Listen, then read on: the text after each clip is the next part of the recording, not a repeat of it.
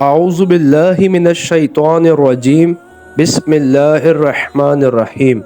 الصلاۃ والسلام علیک یا رسول اللہ الصلاۃ والسلام علیک یا حبیب اللہ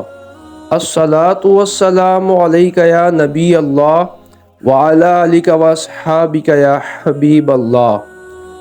آج ہم جس ہستی کے مزار مبارک پر حاضر ہوئے ہیں آپ کا نام حضرت سید عظیم شاہ بخاری رحمۃ اللہ تعالی علیہ ہے۔ آپ کا مزار مبارک کراچی کے علاقے بفر زون میں واقع ہے۔ بہت سے لوگوں سے سنا ہے کہ آپ کے مزار مبارک پر جنات بھی حاضری دیتے ہیں اور فیض پاتے ہیں۔ ہزاروں کی تعداد میں یہاں پر لوگوں کا آنا جانا لگا رہتا ہے اور اللہ تعالی آپ کے وسیلے سے لوگوں کو شفا دیتا ہے۔ آپ کے مزار مبارک پر ایسا نور برس رہا ہے کہ لوگ یہاں پر آ کر اپنی مرادیں پاتے ہیں اور فیضیاب ہوتے ہیں۔ بہت ہی معلوماتی ویڈیو ہے، اینڈ تک ضرور دیکھیے گا، اور جس کسی نے میرا چینل سبسکرائب نہیں کیا تو جلدی سے سبسکرائب کر دیں اور ساتھ ہی بیل آئیکن کا بٹن پریس کر دیں تاکہ میری نئی آنے والی ویڈیو آپ تک پہنچ سکیں۔ شریعت مطہرہ میں مزارات اولیاء کرام پر جانا جائز اور سنت سے ثابت ہے کہ سرکار صلی اللہ تعالی علیہ وسلم خود شہدائے احد کے مزار پر تشریف لے جاتے تھے، جیسا کہ حدیث پاک میں ہے، بے شک نبی پاک صلی اللہ تعالی علیہ وسلم ہر سال شہدائے احد کے مزارات پر تشریف لے جاتے تھے۔ ترمذی شریف کی روایت میں ہے،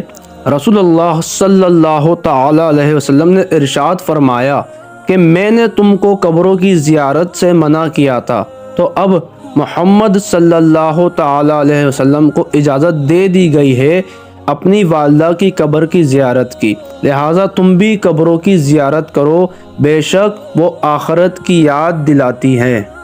مزارات و قبور کی زیارت کرنے سے دنیا سے بے رغبتی پیدا ہوتی ہے اور آخرت کی یاد آتی ہے۔ حدیث پاک میں ہے، سیدنا بریدہ رضی اللہ تعالی عنہ سے روایت ہے کہ سرکار مدینہ صلی اللہ تعالی علیہ وآلہ وسلم نے ارشاد فرمایا، میں نے تمہیں قبروں کی زیارت سے منع کیا تھا، تو اب زیارت کیا کرو، کیونکہ یہ دنیا میں بے رغبتی اور آخرت کی یاد پیدا کرتی ہے۔ اعلی حضرت امام اہل سنت حضرت علامہ مولانا شاہ احمد رضا خان بریلی علیہ رحمت الرحمن مزارات پر حاضری کی تفصیل یوں ارشاد فرماتے ہیں، مزارات پر حاضر ہونے میں پاؤں کی طرف سے جائیں اور کم از کم 4 ہاتھ کے فاصلے پر چہرے کے پاس کھڑے ہو کر با ادب سلام عرض کریں، پھر درود غوثیہ 3 بار، پھر سورہ فاتحہ 1 بار، آیت الکرسی 1 بار، سورہ اخلاص 7 بار، پھر درود غوثیہ 7 بار، اور وقت فرصت ملے تو سورہ یاسین اور سورہ ملک بھی پڑھ کر اللہ عز و جل سے دعا کریں کہ الہی اس قرات پر مجھے اتنا ثواب دے جو تیرے کرم کے قابل ہے، نہ اتنا دے جو میرے عمل کے قابل ہے، اور اسے میری طرف سے اس بندہ خدا مقبول کو نظر پہنچا۔ پھر اپنا جو مطلب جائز شرعی ہو اس کے لیے دعا کریں اور صاحب مزار کی روح کو اللہ عز و جل کی بارگاہ میں اپنا وسیلہ قرار دیں، پھر اسی طرح سلام کر کے واپس آئیں۔ مزار کو نہ ہاتھ لگائیں، نہ بوسہ دیں، اور نہ طواف بلا اتفاق ناجائز ہے اور سجدہ حرام ہے۔ وسیلہ شرک نہیں ہے، بلکہ کسی نیک ہستی کے ذریعے اللہ تعالیٰ سے سوال کرنا ہے، لہٰذا زندہ شخص کو وسیلہ بنانا بھی جائز ہے اور نیک لوگوں کو بعد از وصال وسیلہ بنانا بھی جائز ہے۔ دیگر ائمہ کرام نے یہ روایت کثرت سے بیان کی ہے کہ آقا علیہ الصلوۃ والسلام کے وصال کے بعد ایک اعرابی قبر انور پر حاضر ہوا اور قبر انور کی مبارک مٹی سر پر ڈالتے ہوئے عرض کرنے لگا کہ یا رسول اللہ صلی اللہ تعالی علیہ وسلم،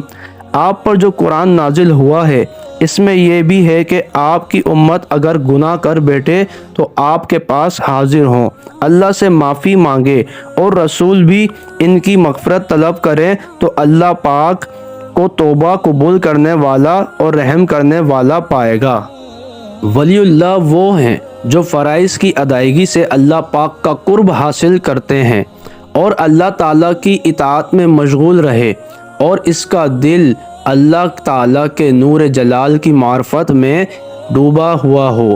اور جب دیکھے قدرت الہی کے دلائل کو دیکھے، اور جب سنے اللہ پاک کی آیتیں ہی سنے، اور جب بولے تو اپنے رب کی ثنا ہی کے ساتھ بولے، اور جب حرکت کرے اطاعت الہی میں ہی حرکت کرے، اور جب کوشش کرے تو اسی کام میں کوشش کرے جو قرب الہی کا ذریعہ ہو، اللہ پاک کے ذکر سے نہ تھکے اور چشم دل سے خدا کے سوا غیر کو نہ دیکھے۔ یہ صفت اولیاء کی ہیں۔ بندہ جب اس حال پر پہنچتا ہے تو اللہ پاک اس کا ولی و ناصر اور معین و مددگار ہوتا ہے۔